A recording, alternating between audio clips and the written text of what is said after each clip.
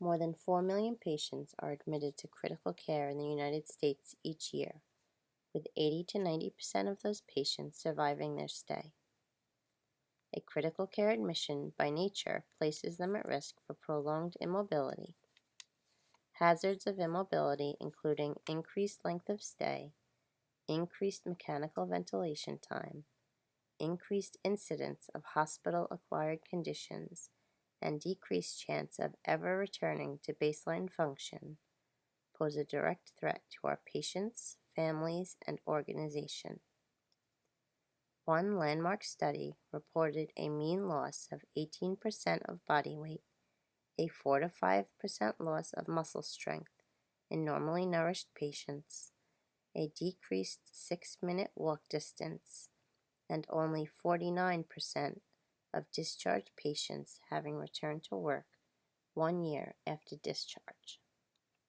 We must be accountable and take responsibility for the care we provide.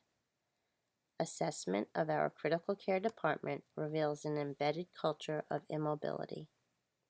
Evidence to date has proven that early mobilization is safe, effective, and feasible in critical care patients.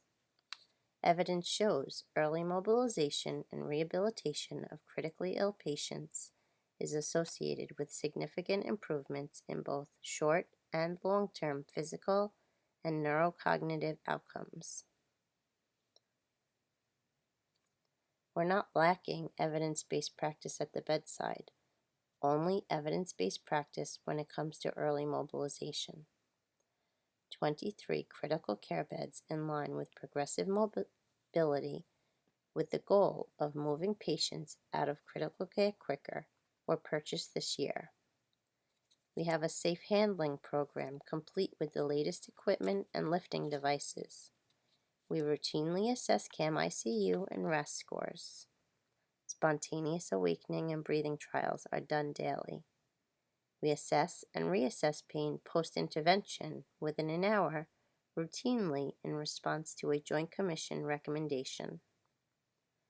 We partner with our patients and families to set mutually agreed upon goals. It's troubling that despite all the good we do, we haven't been able to bring the evidence supporting early mobilization to the bedside. We have all the components. We need to put them together consistently to impact clinical practice. We, staff and patients alike, are hostage to a culture of immobility. We've spent the time and money to mitigate the risks. It's time we collect on the investment. It's time we make a move toward early mobilization. There has been ongoing dialogue on the unit regarding early mobilization. So much that we've been talking about it for more than a year and haven't gotten very far. Last year we said we'd start small, one patient at a time, yet mobilizing mechanically ventilated patients past chair position has yet to happen. We've proven we can talk the talk. It's time to move and walk the walk, overcoming latent factors, real and perceived barriers that threaten our success. Staff cites lack of orders, delayed physical therapy evaluations, safety, and inadequate staffing as barriers to mobilization. The team is up for the challenge.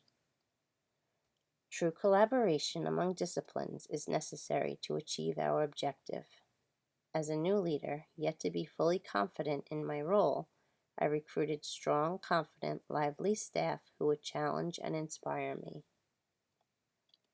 We propose, as multiple studies to date have shown, that early progressive mobilization can be implemented successfully through a nurse-driven protocol designed to maintain patients' baseline mobility and functional capacity, minimizing complications of prolonged bed rest and immobility through consistent utilization of a standardized approach combining the ABCDEF bundle and a daily mobility assessment and treatment algorithm.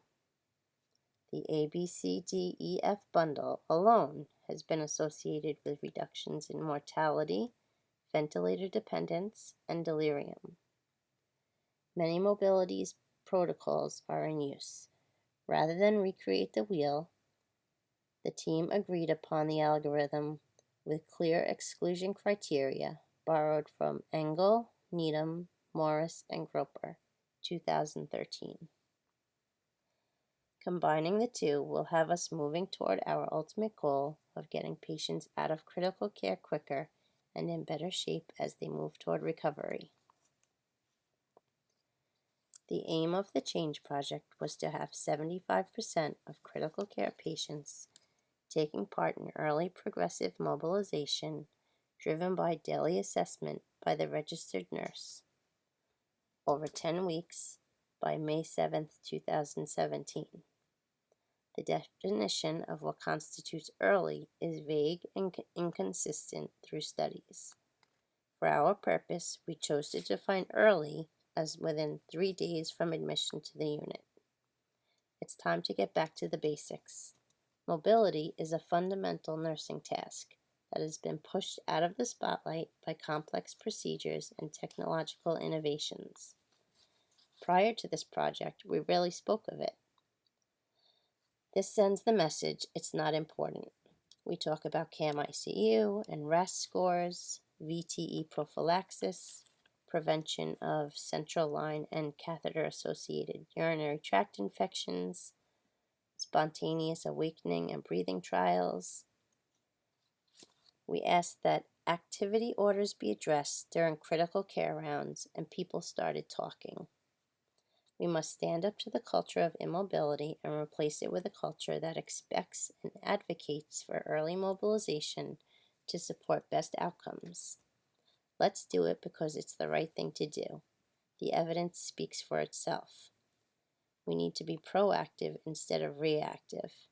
Patients can't afford to be subject to prolonged bed rest and missed nursing care because regulatory agencies haven't made it an issue. We need to take ownership of our nursing practice.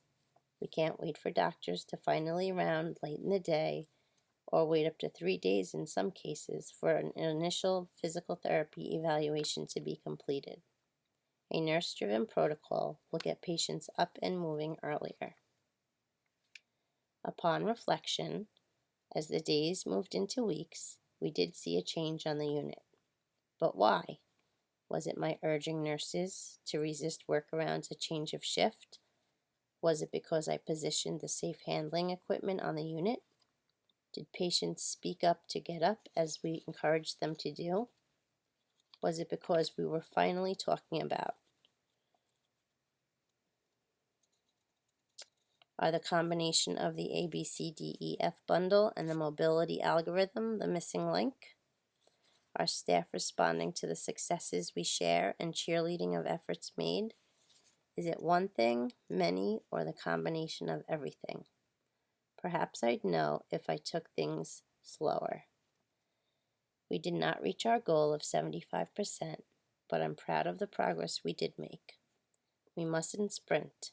It's going to take endurance over speed to transform the culture on the unit to one that expects routine early mobilization because it's what's best. Best for patients, families, and the organization as a whole. We should strive to give the right care at the right time, and the time for early mobilization in critical care is now.